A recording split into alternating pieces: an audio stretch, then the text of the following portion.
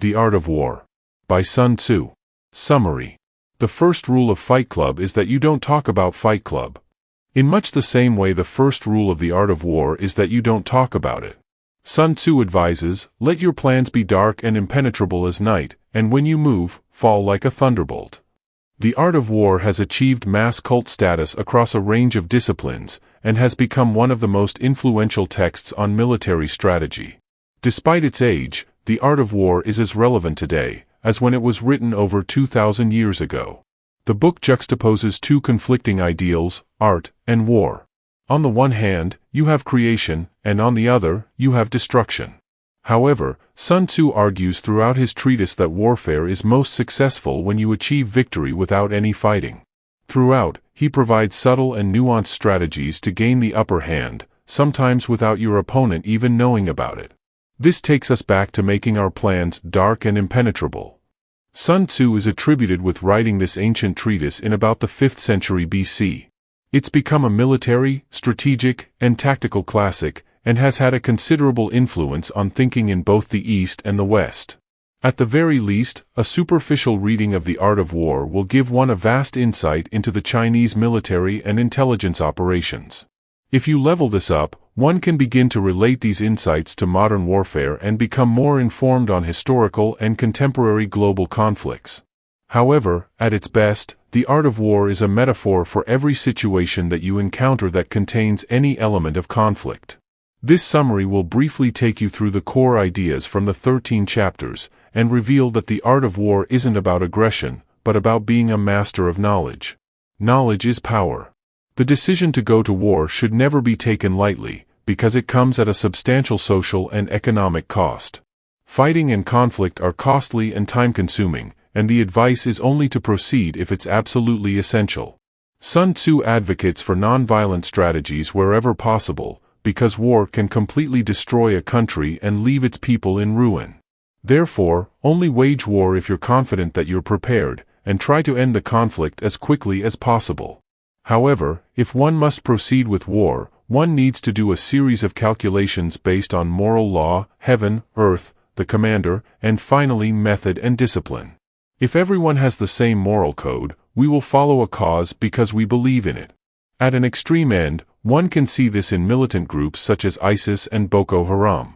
If we don't believe in what we're fighting for, or the project we're working on, there will be no motivation to put ourselves at risk. Heaven relates to factors such as night and day and the seasons. For example, many battles have been lost because of insufficient knowledge of extreme weather conditions. Earth accounts for the terrain on which you're fighting, and in contemporary times this can be extended to the internet and digital space. The commander is the person who upholds the values of the fight, and provides wisdom and guidance to everyone beneath them. If leadership is weak or ineffectual, then failure is imminent. Finally, discipline and method mean that everyone knows their role, and works for the entire team's benefit. Once we've understood the 5 factors, we need to ask questions and do a set of calculations to determine our battle outcome. Begin by asking which side has more invested in their moral law. For example, if we look at a typical sporting scenario, we're often shown a coach motivating his team by telling them what they have to lose and gain by winning the game. Usually, the hungriest team, and the team with a greater sense of moral law, will end up victorious. Which side has the better leader? Which side has more favorable conditions in terms of weather and terrain? Again, if we look at a sporting event, the home advantage has a significant impact on giving one side the upper hand. Which side is more disciplined and more assertive? And finally, which side is better trained and consistent? Understanding the answers to these questions is pivotal in forecasting success or failure. Moreover, Sun Tzu says that all warfare is based on deception. The famous World War II adage, "Careless talk costs lives," applies here, because knowledge is power. The idea is to seem unprepared, pretend to be in a state of chaos, and ill-disciplined. Irritate your opponents, and in doing so, find out where their weaknesses are. Appear to be resting when you're training, and never let on that you're in a state of constant preparedness. If you think back to arguments you've lost, deals you've not quite nailed down, interviews you've floundered in, or even games you've lost, how often has this been because you've been ill-prepared? Knowing yourself, knowing your opponent, and honestly and critically evaluating yourself and others is the first step to winning. Know your enemy. One of the most iconic messages from the book is to know your enemy. Sun Tzu explains, if you know the enemy and know yourself, you need not fear the result of 100 battles. If you know yourself but not the enemy, for every victory gained you will also suffer a defeat. If you know neither the enemy nor yourself, you will succumb in every battle. Take for example the story of Mark Zuckerberg, Evan Spiegel, and Bobby Murphy. Mark Zuckerberg flew to LA to offer Spiegel and Murphy $3 billion to purchase Snapchat. Spiegel and Murphy refused, and Zuckerberg pressed them for information. The story goes that Zuckerberg announced that he would be debuting a similar platform called Poke, and intimated that the weight of Facebook would crush them. Spiegel and Murphy didn't back down and stood their ground. Once Zuckerberg left, Spiegel purchased a copy of The Art of War for everyone in his office. Snapchat remains a billion-dollar company that appears to have embraced knowing one's enemy and always being prepared. Knowing your enemy is also about how to defeat them without destroying the thing that you're fighting over. Frequently winning comes at a high cost, and it's better to recapture than to destroy. So choose your battles wisely. Know your battles. Have you heard the old proverb, softly, softly, catchy monkey? Battle and warfare are about waiting patiently for opportunities to arise. Often, we win because our opponent makes a mistake, so the idea is to defend until opportunity strikes. Sun Tzu says, security against defeat implies defensive tactics, ability to defeat the enemy means taking the offensive.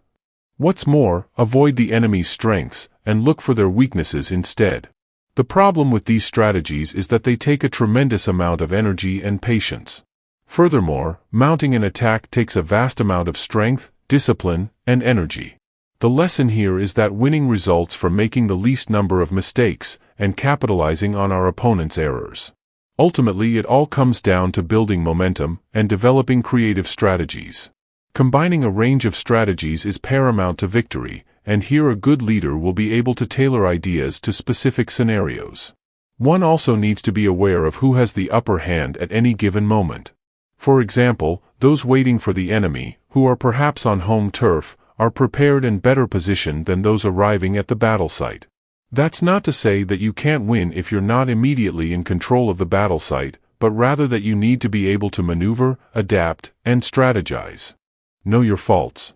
Knowing your faults and weaknesses will allow you to vary and modify your tactics.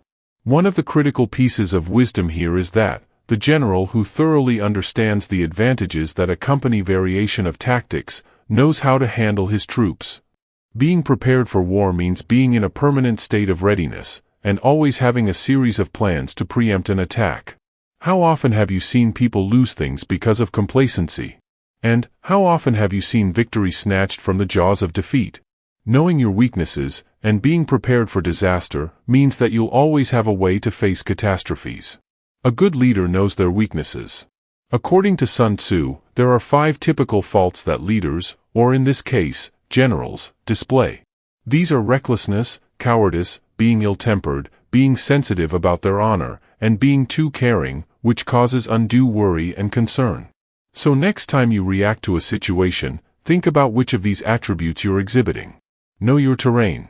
You can't go into battle if you don't know where you're fighting. If we look at the classic example of the Vietnam War, this illustrates just how vital terrain can be. Not only did the Viet Cong have home advantage as it were, but they had extensive knowledge of how to use their surroundings to their benefit. Guerrilla warfare also allowed them to merge into their surroundings and become invisible to the enemy. Furthermore, by controlling the Ho Chi Minh Trail, they could control military supplies and personnel's movement.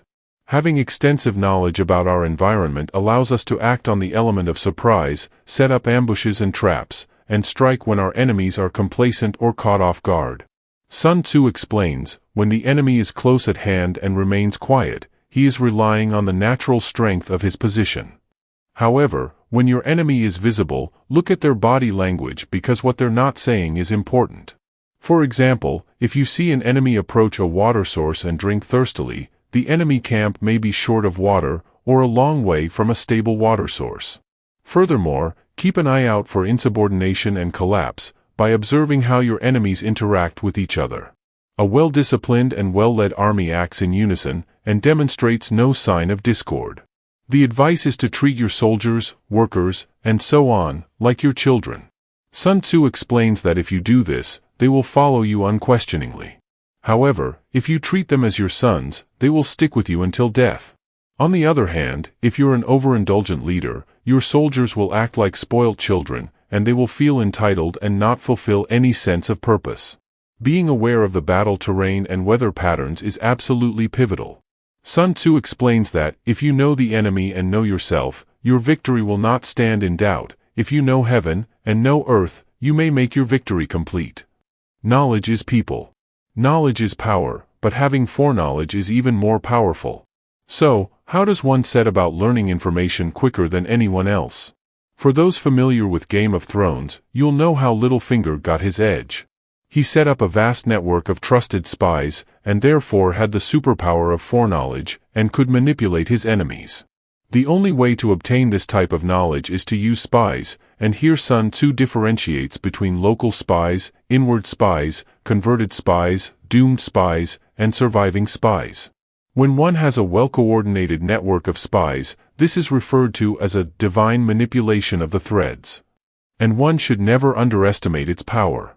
During World War II, the divine manipulation of the threads was commonplace. Did you know that the famous children's author Roald Dahl was a spy during the war? Dahl was sent to Washington, D.C. after being injured and was asked to feed information heard at prominent social events, back to British security coordination. Coordinating spies and embarking on espionage requires great subtlety. It's also worth remembering that the other side may also use spies. In this case, the advice is to coax them out of hiding with bribes so that they will be converted. In conclusion, Sun Tzu says that there are 5 ways to reach victory. The first is knowing when to fight and when not to fight. The second is that winning means understanding both inferior and superior forces. The third thing to remember is that the winning army will have a sense of purpose and a universal moral law to guide them. The fourth aspect is acting on the element of surprise and attacking when it's least expected. And finally, you'll win if you're guided by your unit, and not by exterior forces such as the sovereign. Victory evolves, and once you achieve it, you need to keep how you reached it secret. Furthermore, you need to keep the enemy guessing because you'll never win the same way twice. In a world heavily guided by social media and the internet, it's worth taking a leaf out of Sun Tzu's book and focusing on the power of invisibility, unpredictability, surprise, and patience. Furthermore, winning relies on everyone agreeing on the same ethos or belief system and being committed to going to war for it. So before you go to war, make sure your team is invested in the same endgame. Most importantly, if you want to know your enemy and have the upper hand, don't tell them that you've read The Art of War.